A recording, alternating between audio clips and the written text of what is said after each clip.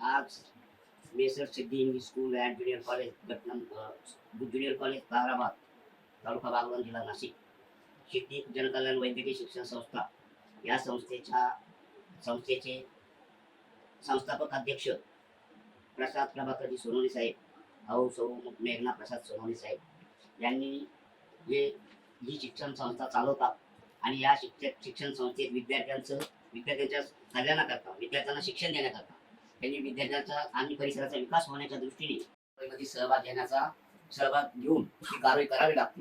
परंतु संस्थेचे संस्थापक अध्यक्ष यांनी शर्तीचे प्रयत्न करून आणि प्रत्येक पालकमंत्र्याला, मुख्यमंत्र्याला, केंद्रीय मंत्र्याला आणि शेतकरी संघटनेला मदतीची मागणी केली. उद्देश काय, तर शेतकऱ्यांची मुलांचं शैक्षणिक नुकसान होऊ नये एवढाच त्यांनी त्या ठिकाणी उद्देश ठेवला.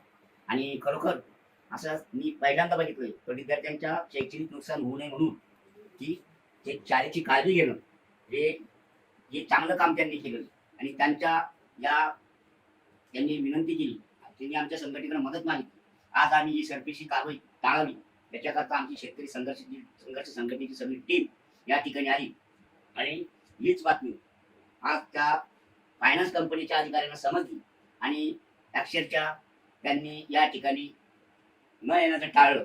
कारण ही कारवाई जर आम्ही नसतो तर आता त्यांनी दंडेलशाही करून ही कारवाई केली असती आणि विद्यार्थ्यांचं नुकसान झालं असतं. पालकांचं नुकसान होऊ नये शेतकरी संघर्ष संघटनेचे कर्तव्य म्हणून आज आम्ही ही कारवाई उधळून लावली. आणि यापुढे मी सरांना म्हणजे सोनवणे सर आहे त्यांनी खरोखर मनापासून धन्यवाद देतो. तर त्यांनी विद्यार्थ्यांची काळजी म्हणून जी प्रयत्न केली ती खरोखर संस्था चालक म्हणून त्यांचं मी मनापासून संघर्ष संघटनेच्या वतीने आभार मानतो. आज वर्थाना फायनान्स या कंपनीने आमच्यावर जप्तीचा आदेश माननीय तहसीलदार यांच्या मार्फत जारी केलेला होता. आणि त्याच्यासाठी म्हणून मी अनेक दिवसापासून प्रयत्न करत होतो. मी माननीय मुख्यमंत्री एकनाथजी शिंदे, माननीय उपमुख्यमंत्री देवेंद्र फडणवीस, माननीय उपमुख्यमंत्री अजित पवार यांना सगळ्यांना निवेदनं दिली होती. आमच्या संघटना महाराष्ट्र राज्य इंग्लिश मीडियम स्कूल असोसिएशनच्या मार्फतही आम्ही नागपूरला हिवाळी अधिवेशनात जाऊन आणि त्या ठिकाणी आम्ही त्यांना निवेदनं दिली होती आणि विनंती केली होती. यामध्ये आमचे आमदार सत्यजित तांबे यांनी खूप मोलाची मदत केली. आणि आमदार माननीय मंत्री आपला दादा भुसे यांना सुद्धा आम्ही या संदर्भात भेटलो होतो.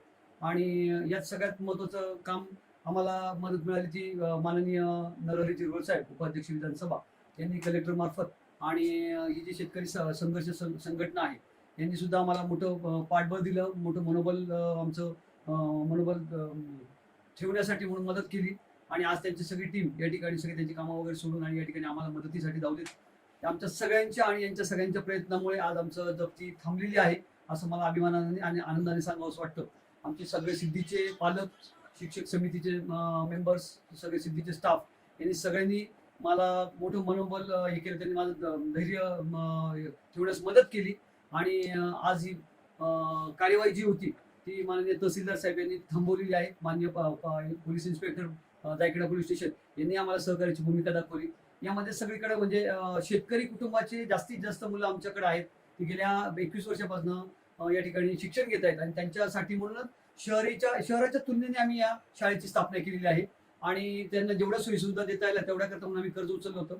कोरोनाच्या काळामध्ये मात्र आम्हाला खूप सेटबॅक बसला. आम्ही जवळपास 2.5-3 कोटीला सेटबॅक बसला. आणि तेव्हापासून आमचे हप्ते थकलेत की माझ्याच नव्हे तर महाराष्ट्रातील अनेक शाळांना हा फटका बसलेला आहे. मी उलट सगळ्या शाळांना विनंती करेल आणि आवाहन करेल की त्यांनी या शेतकरी संघर्ष संघटना आहे त्यांची मदत घ्यावी.